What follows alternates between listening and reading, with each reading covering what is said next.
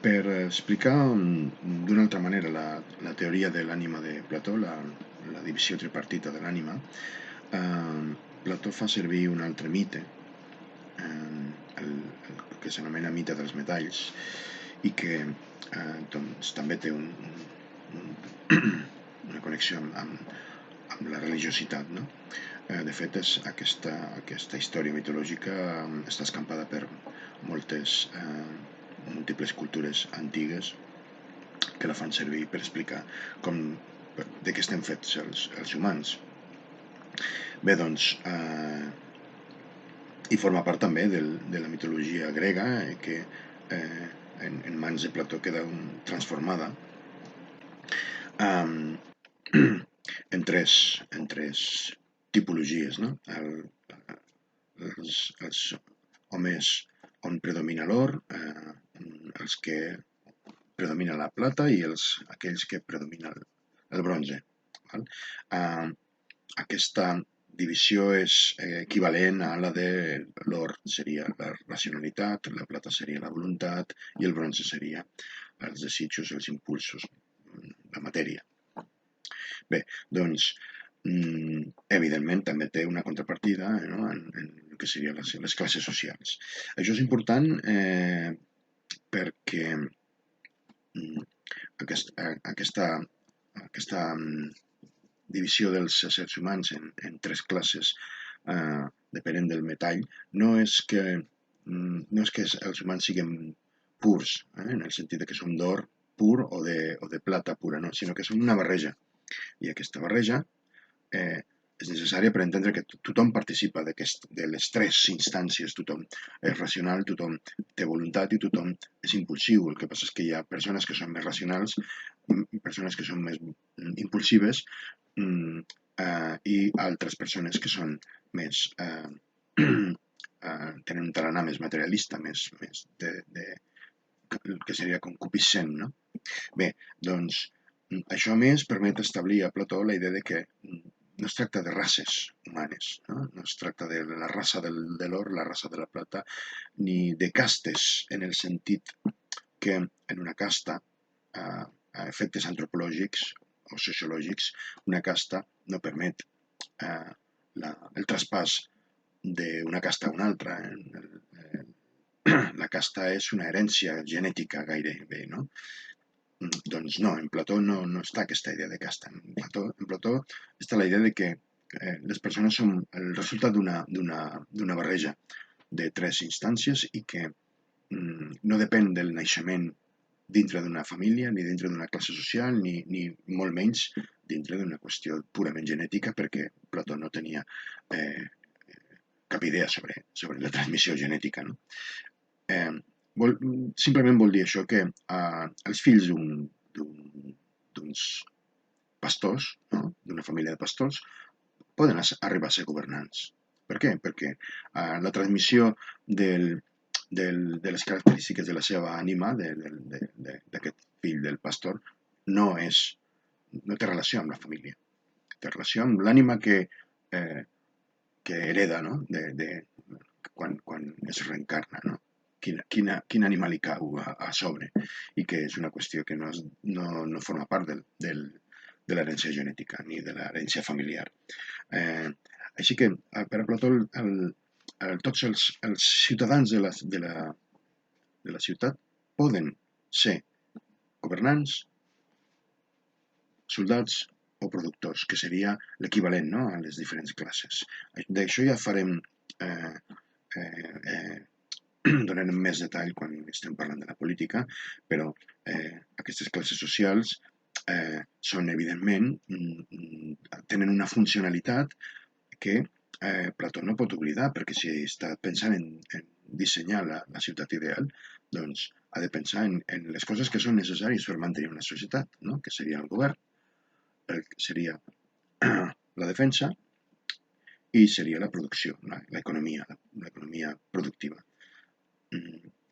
Doncs bé, per a Plató el problema és decidir qui s'encarrega de cada cosa, no? I sobretot decidir qui governa. El gran problema és que el que ha vist fins ara és que qui governa generalment no és la persona adequada. perquè pren decisions que no són les adequades per mantenir la ciutat. Aleshores, la seva proposta és que no sigui ni una democràcia on el poble escull els governants i, naturalment, escull els que són com el poble, ni una aristocràcia militar, ni una tirania militar, perquè això vol dir que les persones que ocupen el govern tenen aquesta voluntat, no, defensiva o de eh, que el que passa és que no són capaços d'orientar-la adequadament, sinó que de vegades el que fan és convertir-la en una voluntat d'atac al propi poble i els que i l'alternativa és que els que governen no siguin cap aquestes dues possibilitats, sinó una altra que ell proposa, que és el d'una aristocràcia intel·lectual.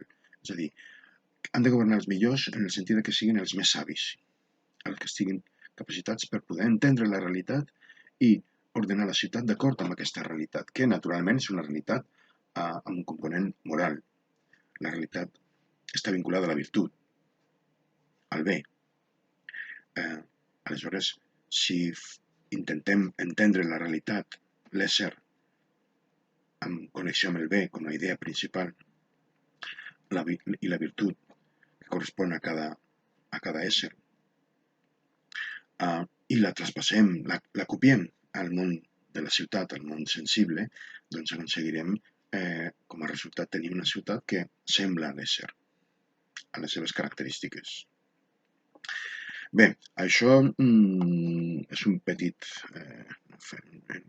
rodejat una mica la qüestió per poder entendre el vincle, no, que hi ha entre realitat, coneixement i política, no? Organització política. I llavors, a partir d'aquí, hem de considerar un altre mite platònic, potser el més famós, que és el mite de la caverna. És curiós que una filosofia com la platònica que vol donar tanta importància a la racionalitat està expressada a través de mites, i això és important considerar-lo perquè, clar, hem de veure que Plató intenta explicar la seva filosofia diguem-ne, en un context cultural que encara depèn molt dels mites i que, malgrat que sempre diem, no, que la filosofia neix com una mena de superació del mite, no, del llenguatge mitològic, del coneixement mitològic, doncs Plató continua fent servir els mites, no, per explicar el que pensa. I clar, això està relacionat amb el fet que el seu públic, d'alguna manera, encara està pensant en clau mitològica i segurament Plató pensa que és la millor manera de fer-li entendre el que vol dir a través d'aquestes històries, aquestes narracions que poden donar cert sentit al que ell vol que els altres entenguin. El mite té alguns inconvenients en el sentit que es poden malinterpretar, no? I interpretar d'una manera que pugui fer-nos entendre les coses d'una altra manera, no? Erradament, no? Però al revés, no? El mite té tantes possibles lectures que és molt suggerent i enriqueix moltíssim l'expressió d'una filosofia. Bé, doncs, en aquest cas, el mite de la caverna és precisament un dels més productius, no? Efectes interpretatius. No? Bé, el mite de la caverna es pot trobar en un fragment de la República, diguem-ne que ve a explicar en poques paraules que els éssers humans vivim al fons d'una caverna en la qual doncs, hi ha una sèrie de presoners que estan lligats i que no es poden moure, estan encarats a un mur. Darrere d'ells hi ha una mena de foc que es manté per servidors, no?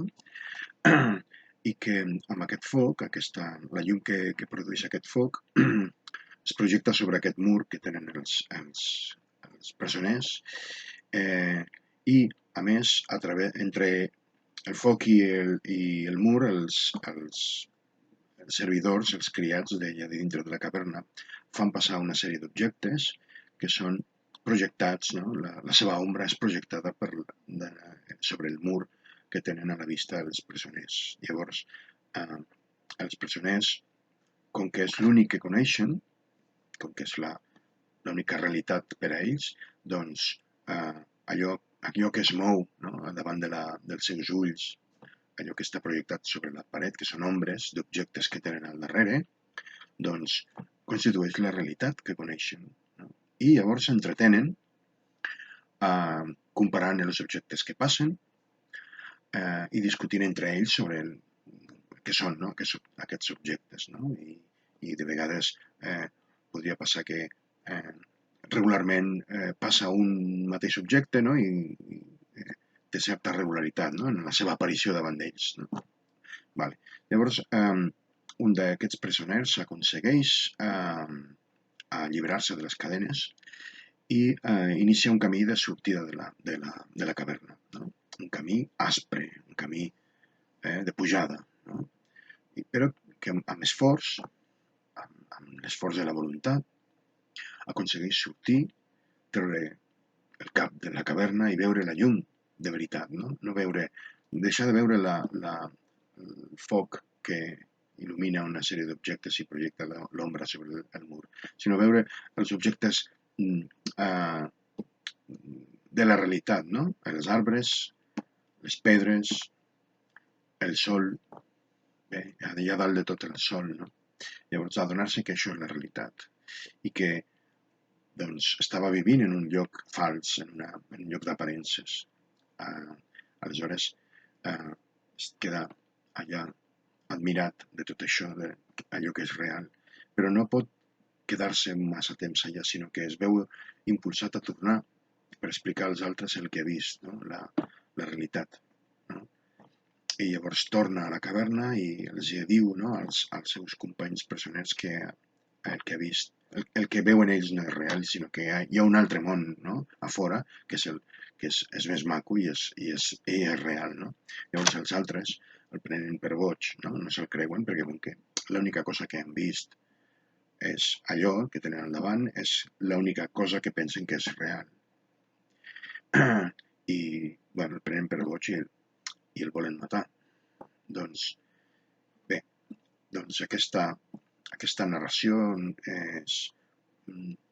manifesta una mica la condició humana, però ens recorda moltes altres coses, no? Com per exemple l'experiència que Plató ha tingut amb el seu mestre, Sòcrates. I la connotació política de tot això, no? El fet de que no puc deixar que els meus companys quedin en la ignorància, no? Sense saber el que és real i que hi ha una altra cosa més enllà, no? I jo els hi he de dir, no? I llavors, fins i tot arriscant, no? la meva seguretat, perquè pensaran que no estic bé del cap. I el fet psicològic, no? De que neixem en aquest món i que, com que és l'únic que coneixem, pensem que és el real. Clar, és que Plató ha de convèncer els altres de que estan vivint en un món d'aparences. Està en la mateixa situació que Parmènides, no? Quan va dir que l'ésser és i que no pot no ésser i que, per tant, tot el canvi és una aparença, és fals, que l'única realitat és immòbil. Doncs, clar, representa una certa dificultat, no? Per fer entendre als altres que pensen en una lògica diferent que estan equivocats.